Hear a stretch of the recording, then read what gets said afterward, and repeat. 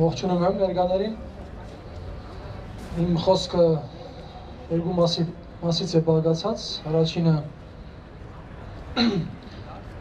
արտաքին հակառակորդի ոտնձգություններին վերաբերող, երկրորդը ներքին մեր անելիքների հետ կապված։ Ինչպես ասվեց այստեղ, այժմ տարածաշրջանը գտնվում է թոհուբոհի մեջ, հրդեհ է մեր շուրջ և արդեն դարուց ավել է հակառակորդը, խոսքը վերաբերում է Ադրբեջանին, օգտագործելով այդ հանգամանքը դիմել է մի մարտավարության, որի գլխավոր նպատակն է հյուծել մեր բանակը։ Շատ լավ գիտակցելով, որ Հայաստան երկրի քաղաքական ղեկավարությունը Սերժ Սարգսյանի գլխավորությամբ չլինելով adekvat երկիր կառավարելու, օգտագործելով այս հանգամանքը, նրանք արդեն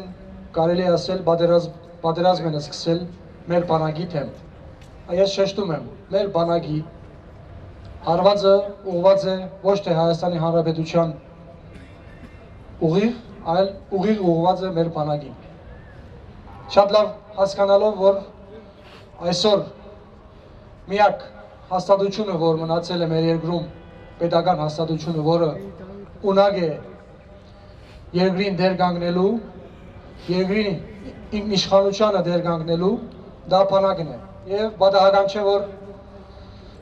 արդեն դարուց ավել է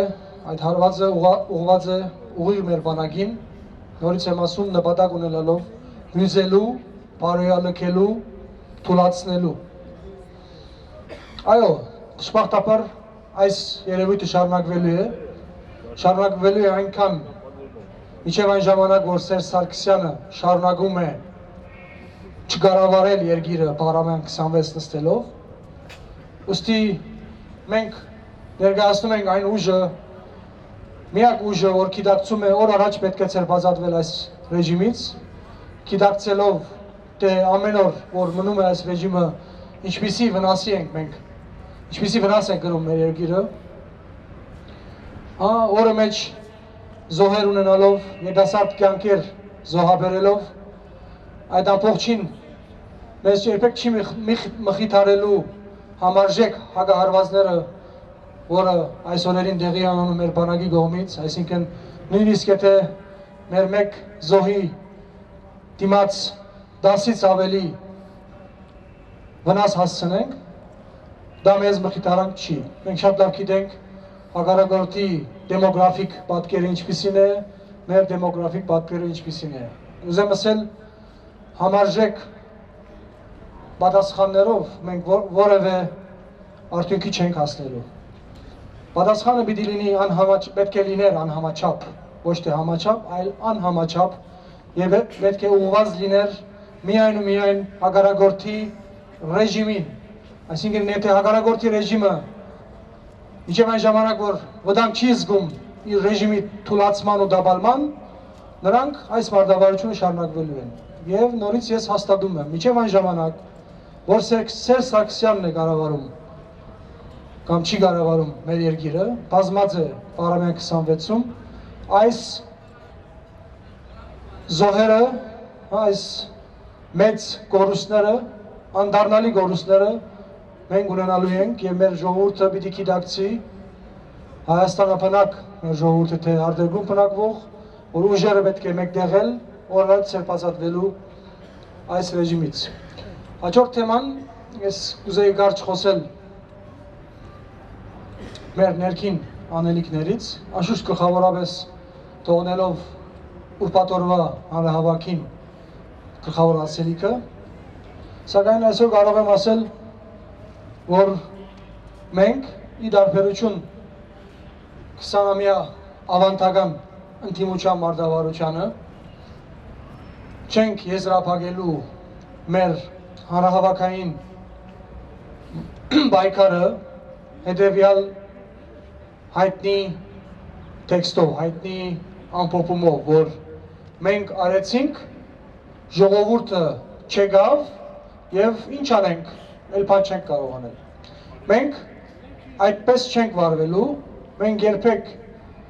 մեղքը մեր ժողովրդի վրա չենք գցելու, եթե մեզ այսօր պետք եղած չափով չի հաջողվում մոբիլիզացիա իրականացնել, դա նշանակում է մեր մարտավարությունում արգա են սխալներ, խութեր, ուղումներ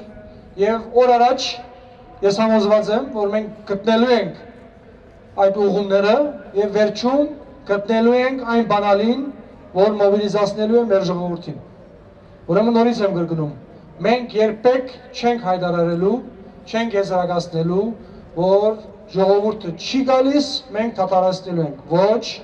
նախ մենք երբեք չենք դադարեցնելու, հնարավոր են պաուզաներ լինել, բայց ոչ երբեք դադարեցում եւ բանալին մոբիլիզացիայի մենք անպայման գտնելու ենք։ Հաջորդը որպես տեղեկություն կուզեի փոխանցել, այս ընթացքում մենք ասելով այս դեպքում նկատի ունեմ Հայաստանի ներողություն, Նոր Հայաստանի հանրային փրկության ճակատի քաղխորհուրդը վերանայելով իր այս 10 օրյա, 12 օրյա պայքարի մարտավարության բովանդակությունը իմաստավոր է, հանրահավաքային, բեմային բովանդակությունը, ինչու՞ չէ նաև ազատության հրապարակում ներկայության բովանդակությունը, որոշել է այսօրվանից այդ պատասխանատվությունը, քաղաքական պատասխանատվությունը մենք շարունակում ենք պահել մեր ուսերին, սակայն բովանդակային իմաստով, թե ինչպես պետք է միտինգը, ինչպես պետք է հանրահավաքը, ինչպես պետք է սկսել, ովքեր պետք է խոսեն, ինչպես պետք է ավարտել, այդ հանգամանքը եւ հրապարակում ինչպիսի միջոցառումներ պետք է անցկացնել, որ վերջապես հրապարակը սկսի շնչել ինչպես իր անվանն է հարիր, այսինքն որպես ազատության հրապարակ, ազատության մի օազիս այս ամբողջ բռնատիրական համագարկում որոշեց այդ պլանավորման աշխատանքը հանձնել երիտասարդությանը եւ ոչ միայն այն երիտասարդությանը, որոնք այս օրերին կանգնած են եղել մեր կողքին, նաեւ սպասելով այն երիտասարդությանը, որոնք ինչ որ չափով ունեն մասնակցություն կամ հերվից հետևում են, սակայն շատ լավ գիտակցելով, որ նրանք եւս համաձայն են գլխավորապես այն մտքին, որ օր առաջ պետք է ձերբազատվել այս հանցագործ ռեժիմից։ Ուստի առաջիկա օրերին մենք հույս ունենք եւ բեմի բովանդակության հետ կապված փոփոխությունը, որ տեղի ունենալու, որի շնորհիվ եւ որի պատճառով ես կարծում եմ մեր գաբը մեր ժողովրդի հետ ավելի հստակ է լինելու, ավելի ընկալելի ենք լինելու, որ ավելի կարևորն է այդ ամբողջը պիտի սկսի երիտասարդության ներգրավել այս ամբողջ պայքարին, որտեղ մեր պատկերացմամբ առանց երիտասարդության ներգրավման, լիարժեք ներգրավման մենք պետք եղած նպատակին չենք կարող հասնել։ Առաջիկա օրերին հույս ունենք, որ մեր երիտասարդությունը զարկ կտա իր ստեղծագործական մտքին եւ ազատության հրապարակը կվերածի այնպիսի մի միջավայրի, կհաջողի այնպիսի մի մթնոլորտ ստեղծել, որ մեր հասարակության բոլոր շերտերի ներկայացուցիչները քաղաքական, կենցաղային, ենթամշակութային բոլոր ներկայացուցիչները արգա լինեն այս հրապարակում։ Այսքանը շնորհակալություն։